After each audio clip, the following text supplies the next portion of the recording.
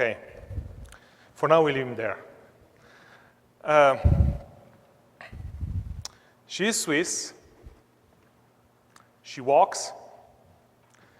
She walks over very long periods of time and over very long distances. She has crossed Australia. She has walked from Mexico to Canada. She has traversed Latin America. She's written a beautiful book. She spends months in a row alone in places like deserts and high mountains. She's somehow in communion with nature, but she carries also electronic equipment, and she knows how to power it. She is Sarah Marquis.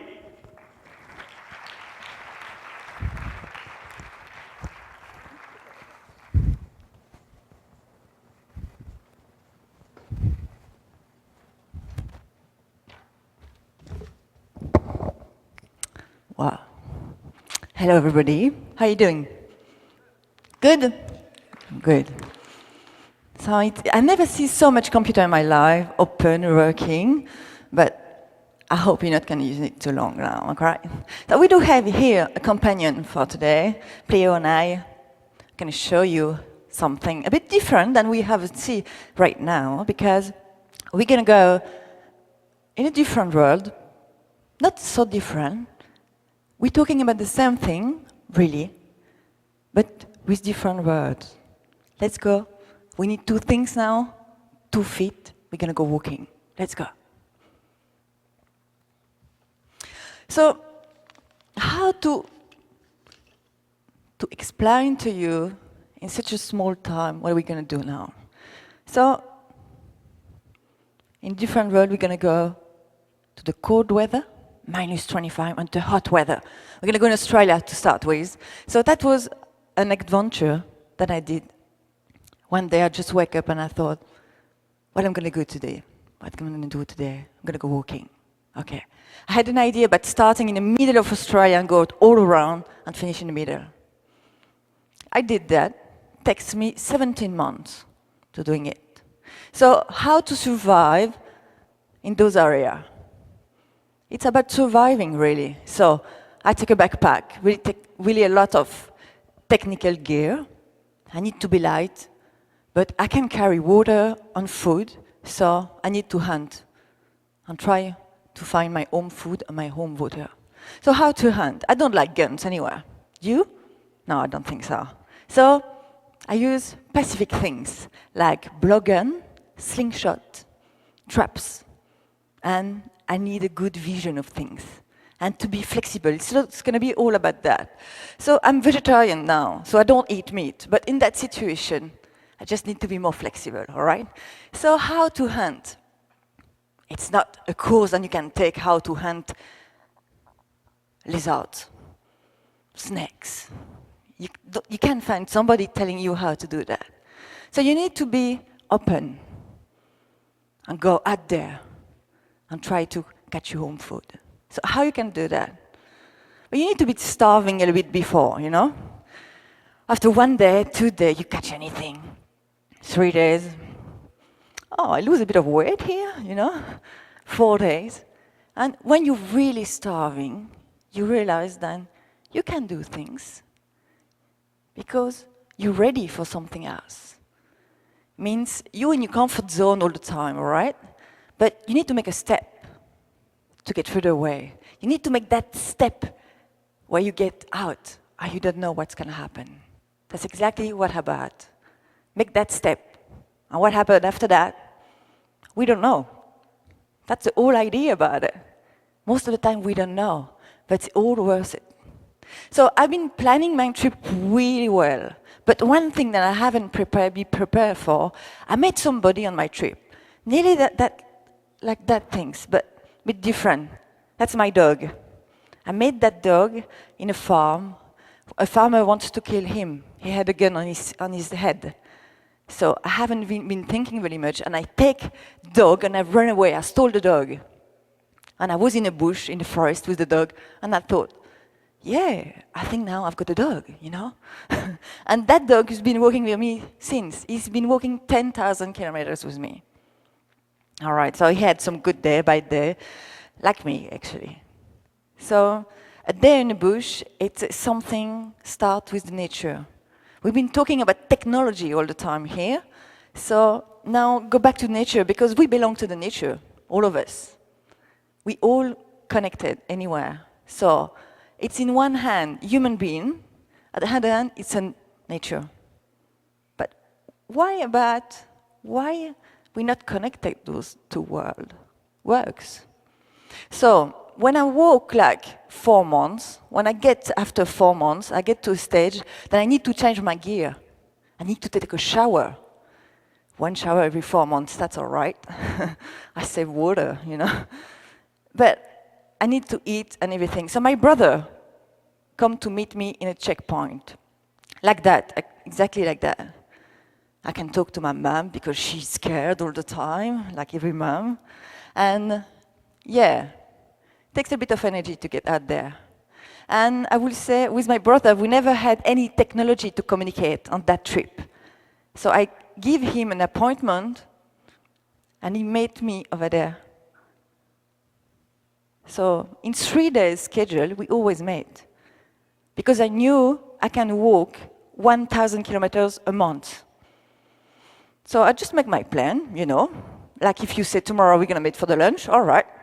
So we're going to meet in 4 months in that place with a GPS point. We've been talking a lot about GPS with Dan, but I can tell you about it because it's a really efficient technology. And it's like my little gadget, because I'm not going anywhere without it, you know.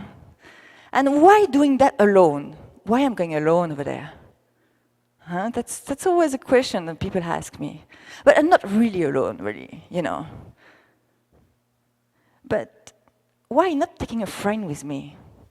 A man or whatever, you know? It's because I think that journey, it's about understanding. When you're alone in those desertic areas, you just got nothing there. And you just learn step after step how things work. Why we all here? What's all about that? What's about life? And I think it's a good reflection. And every step has got another idea about it, you know?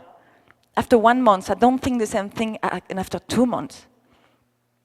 So the nature gives me most of the answer of my question. Example here, I need some water.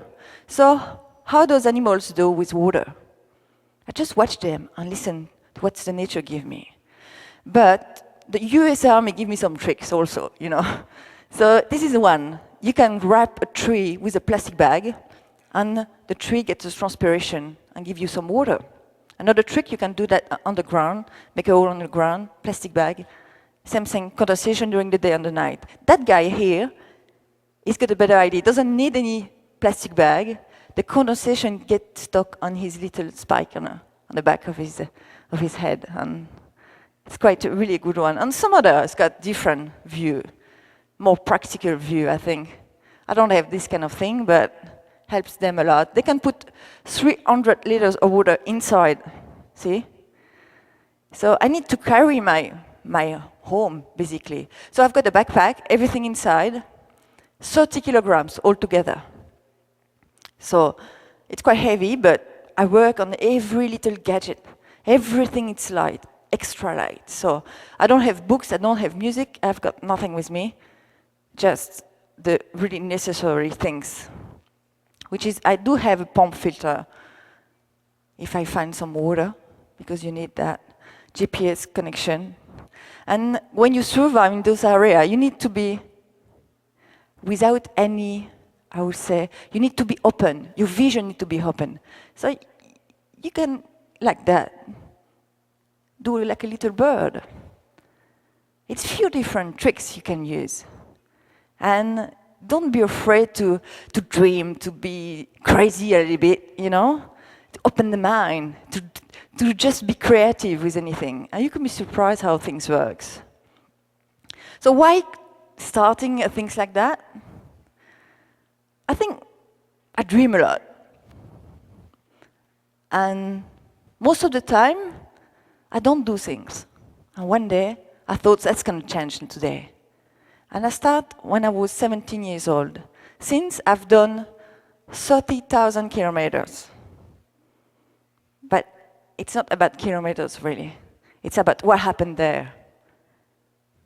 In those empty land, I've got few friends, though. But it's really interesting to be out there and realize what happened when you're alone. And all that way, I've been dreaming about meeting some Aboriginal people. They belong to that land, really. And I haven't been able to find some. But one day, in the middle of nowhere, they saved my life. And I met them. So this is my mom, my second mom, all right? And I've been hunting with them. So I was a bit proud about myself because I've been hunting all that time, you know? And I was getting really good in it, you know? But when I've been hunting with them, it was another story. So it's happened like that. You know, they're really funny. They've got a really good sense of humor. So they're getting into an animal's hole, and they just fill the hole like that with their little feet. And they're looking at the front, they're talking.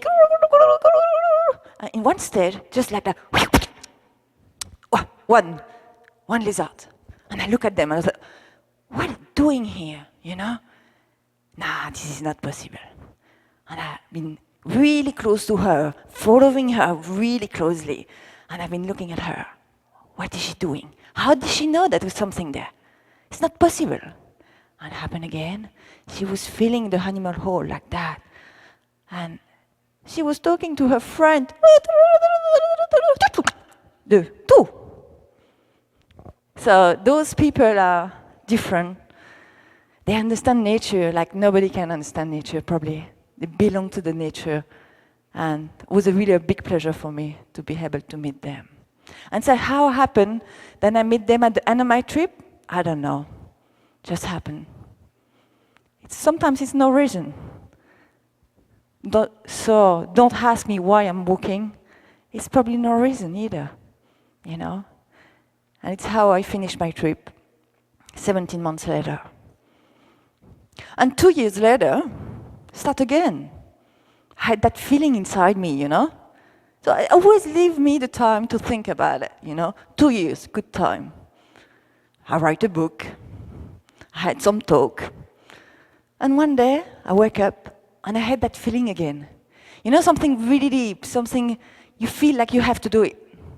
Aspiration, vision, whatever, dream. What we all got inside us. That's how things are supposed to work. So, but you have to believe on your project 100%. It's not 99.99 things. You had to be there, you know? It's how I start my next trip. So, I was on the hot weather, we're going cold weather. We're going to go in South America. We're going to start in Chile, Santiago de Chile, going all the way the Andes, all the way to Peru, Machu Picchu. So all that way, it's been a hell of a journey because it was in altitude. But before that, it's a year of preparation. You don't go out there like that. Year of searching for information, physical preparation, sponsorship, all these kind of things. And after that, you're ready to go out there. But you're never really ready because you can't be ready. You don't know what's out there. So I've got topographic maps, really good one, GPS. We're going to talk about technology now because I really need the technology. I've got a camera, video camera, and I've got all that with me. And I make that step. We here, we know what we're doing, but we make that step and we get there. We don't know. I don't know. Who knows? Nobody. So I get there with a preparation. So what I'm going to eat this time? I'm going to move, I'm going to walk, I'm going to live in a high altitude. It's going to be between 3,000 meters high and 5,000 meters high. So it's nothing really out there. So I can survive with snakes and lizards and everything. So I need to be ready. So it's how I can get ready. So one day, I get ready and I made 8 months of food in one stage. In those little packages, 125 grams in the morning, 125 grams at night. That's it. No more between. And my brother, who helped me in every expedition, it's been before in the Andes with his car, big four-wheel drive. He'd dig some hole on the ground, put the food, and make a GPS point, and give it to me. And months later, I pass there, dig a hole, find my food and my water. Simple as that. But if everything goes wrong, if something goes wrong, whatever, I'm in a bad situation. So I don't have plan B here. So I need to be a bit more clever and save a bit of food every day.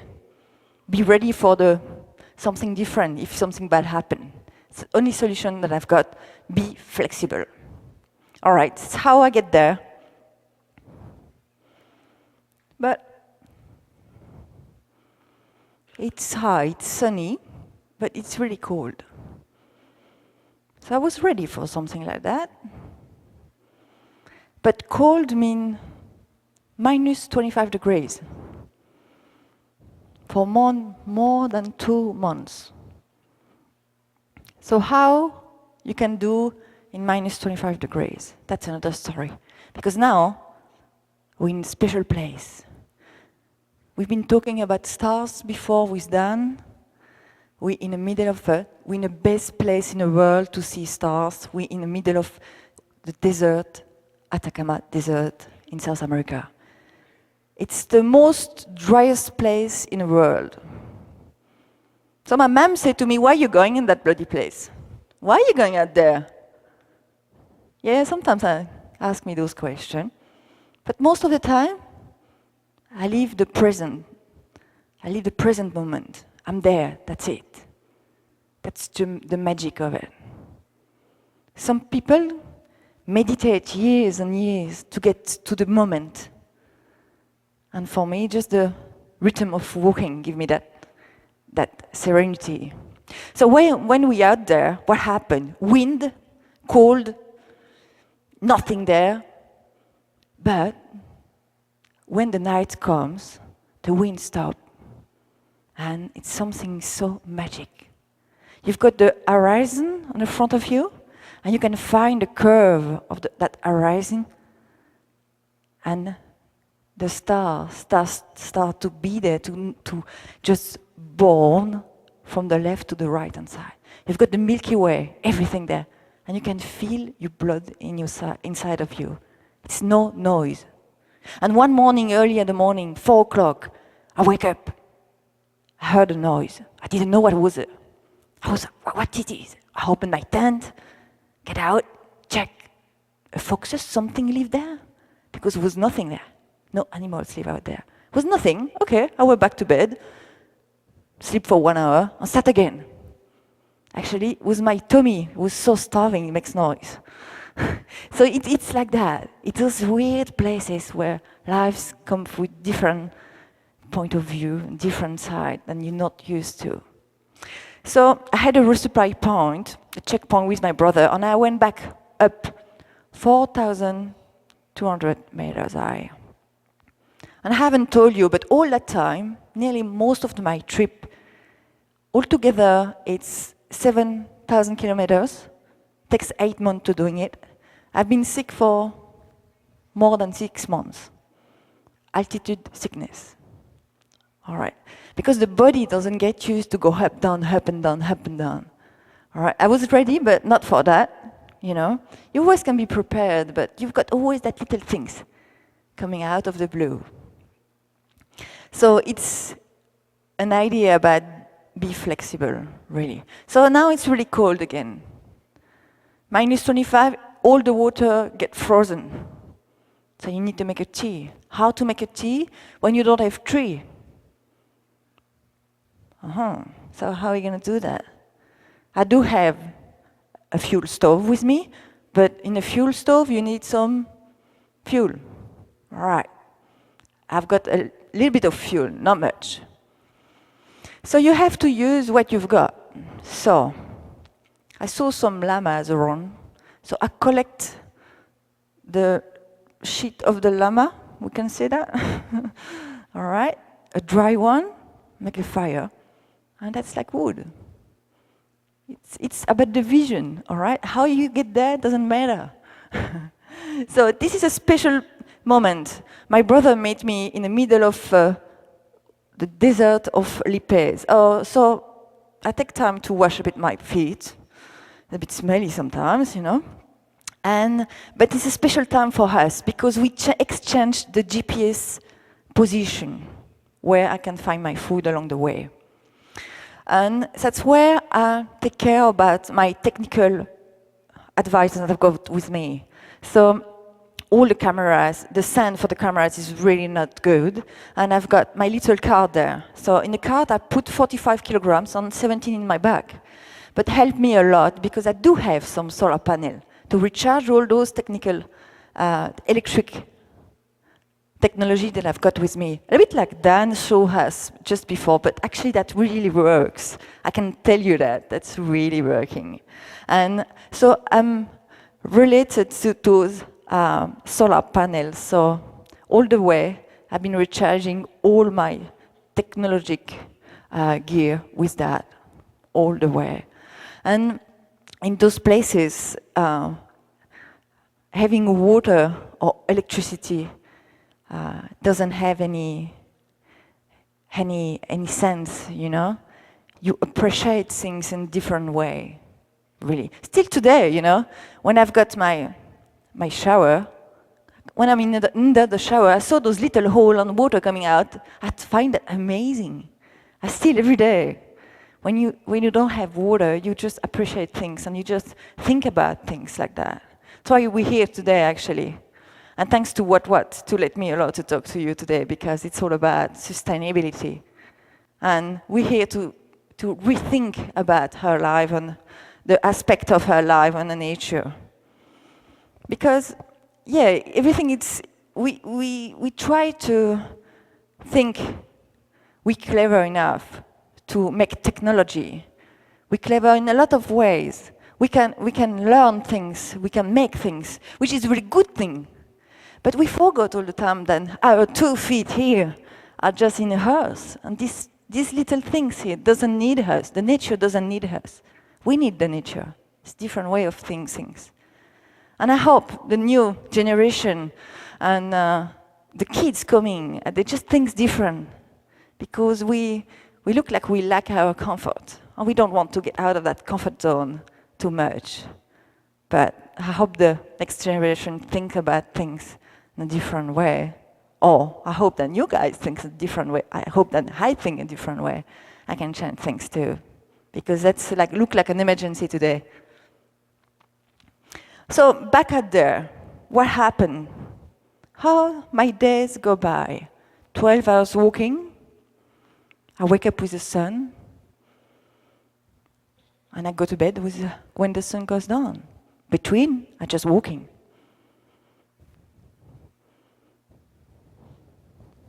And what I'm thinking all that time, what happened in my head? Nothing. That's a good part of it.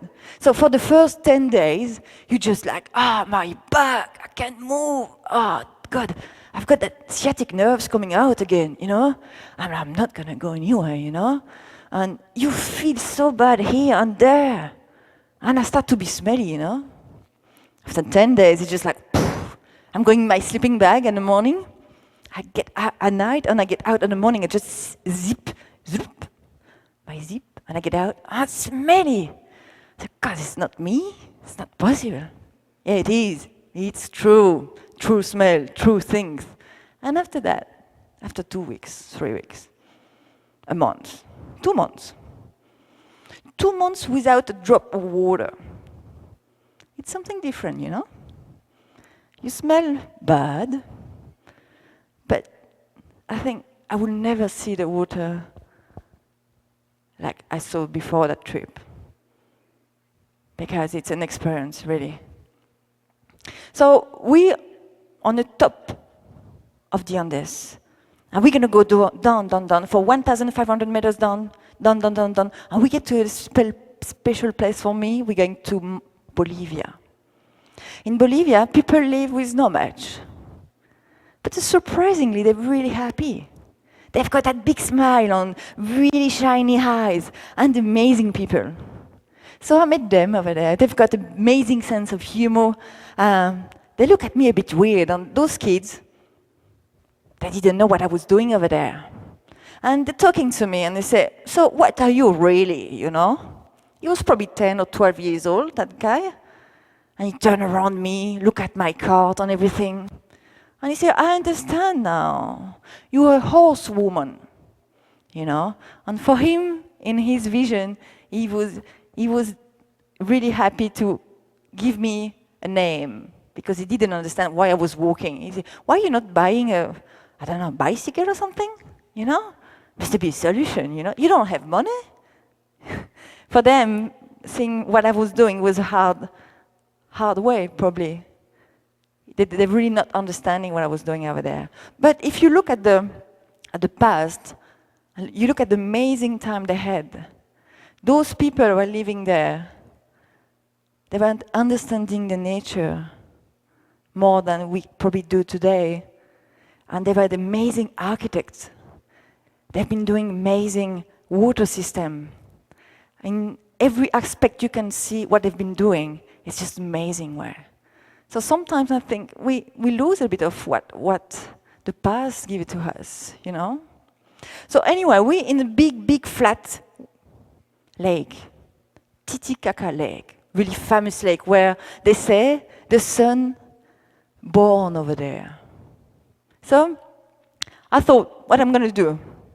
My brother said to me, so what are you going to do?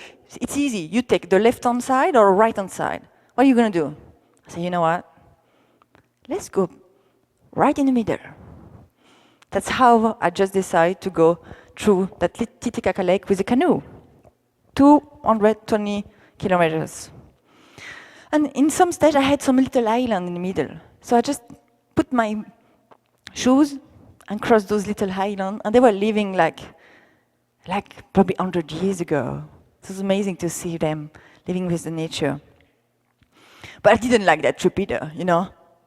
I didn't like that kind of canoe trip. I had my sore shoulder. Back to earth. I want to be, you know, down to earth. I don't like that water things. So it's how I just push a bit harder and I get to the end of it. And I always got good idea, you know, I've got like 100 ideas a day. So I had that amazing idea to walk with a llama. Because Incas were doing that before, you know? In Incas time, they were moving everything with the llama. So I organized everything to be able to put a lot of food in my llama. I thought he's going to carry the food for me, eat a bit of grass there and there, and I can walk on the side and talk to him, and, you know. That's what I did. So I organized everything, and that guy was there to helping me. So I asked for one llama, and he gave me 2 llamas. So I checked on them, I talked to those llamas, and I thought the brown one's going to be better. He was a bit less shy. So put the food on it, on the top of his bag, and let's go. Good idea, amazing plan, really well prepared. But was a depressing llama. He was sick. He was missing his friend. So in 6 days, he's been walking like 10 k's. I was getting crazy. So people eat llamas over there, all right? So I didn't want to leave him like that because I knew he's going to end up in a plate somewhere. So I found a really nice lady, and she's been looking after him, and my brother has been back there 10 days later and bring him back to his owner. So he was safe, but really bad idea. So I put a big backpack full of food and I just walk. But to the end of my trip, I had like 2 months left. And during the first 2 days that I've been walking, I met such a weird people. Weird meeting. People looking at me really badly. And I nearly get killed one night when one guy just tried to get in my tent. So I decided to save my skin, like we can say, It's always a solution. So on that way was a solution, it was to walk at night. So I've been walking, hiding by night for 2 months, sleeping during the day. It's always a solution. It's take a bit more effort, always, but you always find a solution. So after that, I get to a really nice green valley, the Valle Sacrado, which is nearly the end of my trip. And you know, it's a funny thing, when you get to the end of it, after so much effort, so much energy you're putting on, you don't really want to get there. You don't feel like getting there. You want to stay there. But at the end of it, you can't stay there. You need to get there. You need to get to the end of it. So it's kind of a weird feeling between things. And in one stage, I enjoy every step of it. I had heaps of water, so every hour I had tea break, tea time. I was like a kid playing with water because I didn't really have the time to doing that before. And in one stage, I had to go up in the Inca Trail to get to the end of my point. So I go up, like with this really sad feeling inside me. Then was the end of that things. And 3 days later, I get to what's going to be the end of those 8 months walking on 7,000 kilometers. So that was a magic journey for me. I learned a lot. But I've got that feeling it's not the last one. Yeah, because I've got a plan again. The next plan is going to be going from South Siberia, crossing Mongolia. South of Mongolia, you've got China. And after that, we've got a big ranges, white, high, Himalaya ranges. We're going to cross that. Going down, a bit, Nepal, India, Nepal. And after that, if you're going a bit south, Birmania, a bit more south, we there, all right? Malaysia, Thailand, Malaysia, Indonesia, and I have to go back to Australia anyway. So, north of Australia, let's go south. I'm going to stop in South Australia. That's going to be in 1 year time. I've got 1 year to get ready, 1 year to be prepared, find sponsor and everything, and after that, probably I'm going to talk to you in 3 years' time. We never know. So see you down there. Thank you.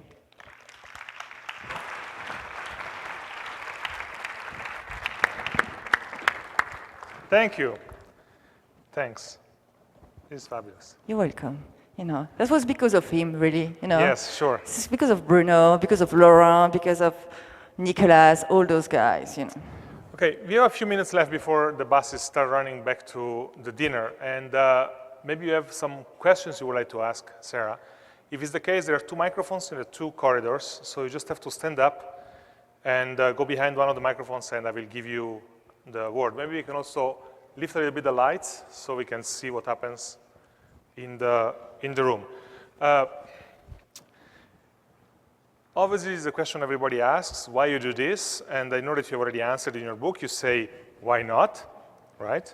Page 270-something, which is a sensible answer. But I'm more interested in one specific thing. You said, we start walking, and the first 10 days, really, there is not much thinking going on in your head. It's rather clear. At what point into your walk you feel that you are finally disconnected from what you are leaving behind, from civilization, from built society? How much does it take to get away from that? Takes a while, actually. More I get older, more it takes time. I don't know why. But probably, I will say, between 2 or 3 months to get out of the noise. Because when you're doing that, you get more sensitive. Really, all the senses that you've got get like powered like 100 by 100. And after that stage, it's quite really, really something magic. But it takes 2 to 3 months to get there. You want to ask a question? You have to turn on the mic. Just push the button on the top. I have a question, and that is, normally you say time is money. When you're walking, you don't have any money, but you still need to know what time it is. How do you manage your time and know when you're supposed to be meeting your brother 3-4 months afterwards? Yeah, that's a good question actually, because like I said, you wake up with the sun and you're going in bed when the sun goes down. But I've got a kind of average of kilometers that I'm doing a day. I walk 30 kilometers a day, and basically I walk 1,000 km a month, which is easy for me to get ready to meet my brother like 4,000 km later. I just need to walk faster and slower. Yeah, it's all about that. And I keep track on a little agenda and things every day. Because I write during my traveling, so makes things a little bit easier. So you write, you take pictures. Yeah. You have a sense of how you actually put yourself in a scene, because you have seen all those pictures of you walking away from the camera. Some of them your brothers have taken, but some of them you have taken. Yeah. It means that you walk away, then you walk back to pick up the camera. I do that too. Exactly. Yeah. I figured that. That's what we do with gadgets. We leave them there and then we go back and pick them up again. Yeah. I believe that you are traveling for, it's very helpful for satisfying your desire and your needs, but your brother is there to help you, and he has to spend a lot of time to help you out. So this kind of travel could be very meaningful to you, but in other aspects, you are giving this kind of sense of responsibility to people around you, to your family. So from the perspective of your family, it could be a big burden on their lives, or very overburdening sense of responsibility. So what do you think about your brother and families, and when they look at you, what kind of thinking do you think your family has about your trip? Thank you for the question. Really good question. Yeah, that's all right. It's a really good question about my family and the people supporting me. So why my brother supporting me like that? And what do my family think about it? You know, my mom, my dad, and actually my brother, to start with, he doesn't like walking at all. You know, he's a lazy one. He doesn't like to do anything except be in a four-wheel drive, which is good, you know? So we kind of a teamwork here. He's been working with me for 5 years, and one day he said to me, you know, I've got enough. I'm going to go on my home trip. And actually, he's been leaving Switzerland a year ago, and he's now in Thailand, in a monastery, for more than 2 months. That's not exactly a trip. That's more like... That's his trip. Okay. All right. So it's more of a meditation than a trip. Yeah, that was his home world. So he wants to go back to his home world. He had enough of his big sister things, you know.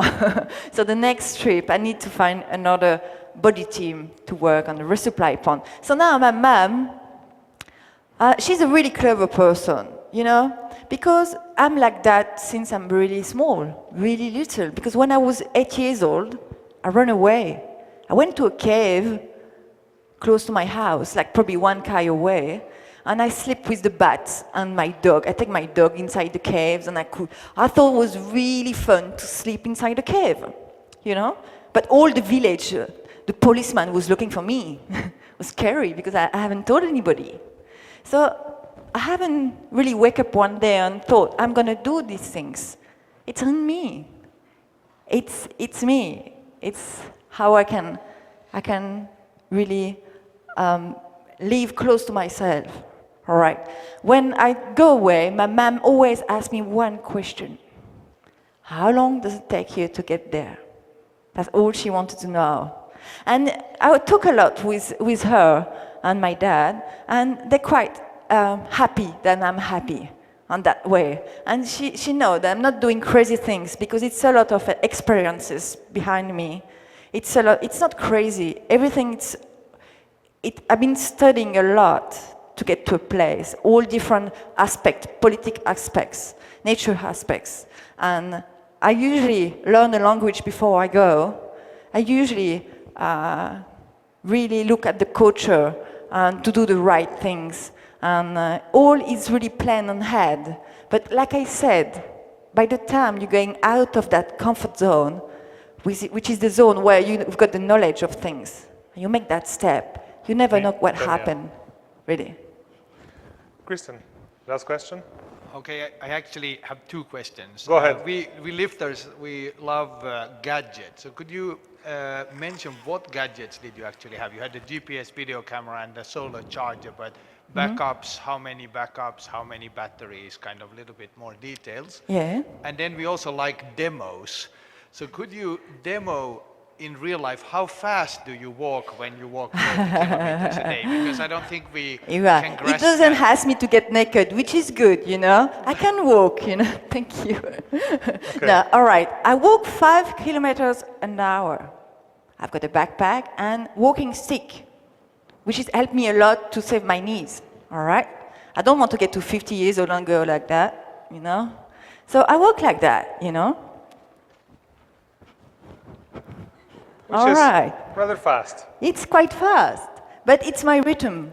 We haven't talked about the rhythm. This is my natural rhythm in the nature, really. Yeah. And about the gadget things, I don't have any gadget, really, you know. I don't have music. I don't have iPod.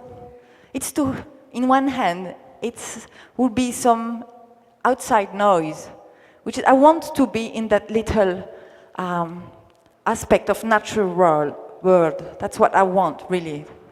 To get that harmony that Bruno was talking about, really. But I do have battery. So I do have 2 batteries with my video camera and 2 for my camera. And I use actually recharging battery, but I don't use them a lot. So for my GPS, I've got 2 batteries, normal batteries, little one, all right? So I use 1 pair of battery for 1 month. So I don't do like that, it's just look at his GPS and make a waypoint, and the next day you just look back and say, oh, I was there yesterday, you know? Oh, cool, and I've done that. Such a long distance, short distance. I've done 29 cars or 32, whatever. I can do that. I use too much battery. So I just use the GPS only when I need it, when I'm stuck somewhere. And I can make the navigation with my compass, because I'm really a compass person, all right? So I use that. And I've got binoculars, which help me a lot to make an anticipation of what I'm going to do. If it's people around, because people means trouble most of the time, you know. Because one thing that I forgot to tell you, because I'm a woman, all right?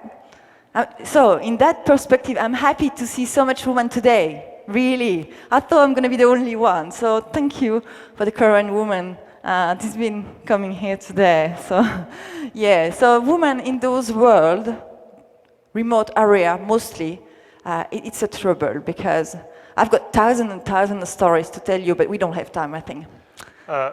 In one sentence, you told me also that once you carried a satellite phone. Yes. Didn't work.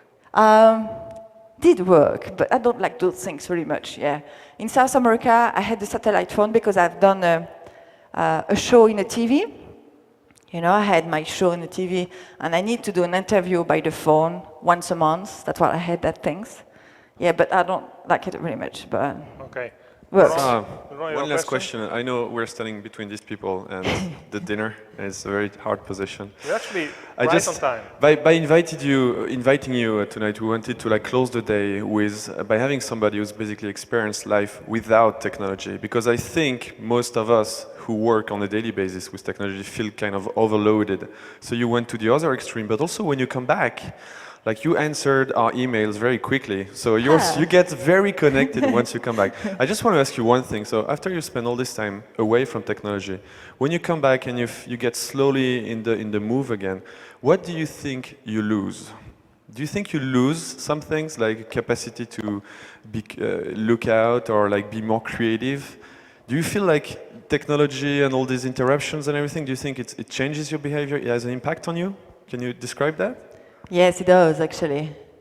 Because in one hand, I get really sensitive, which helped me in the real life, because when I meet somebody, I can read your body language, I can feel you, I can know straight away what you really want, basically. Be careful, my girlfriend is in the room. I know.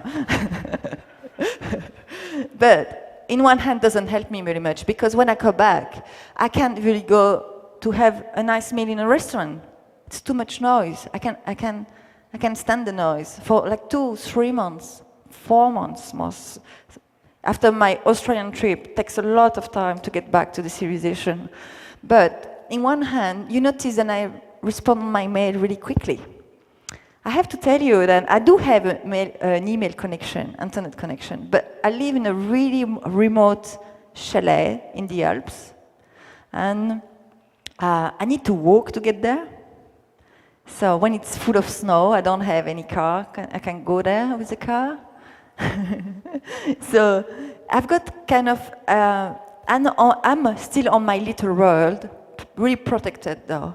But I'm able to come here in Jeju, which is, I'm really happy to be here. It's a really nice place. And talk to you guys and without any trouble. We call that flexibility, works in both ways, in the nature and here, I think. Sarah, thank you. Thank you.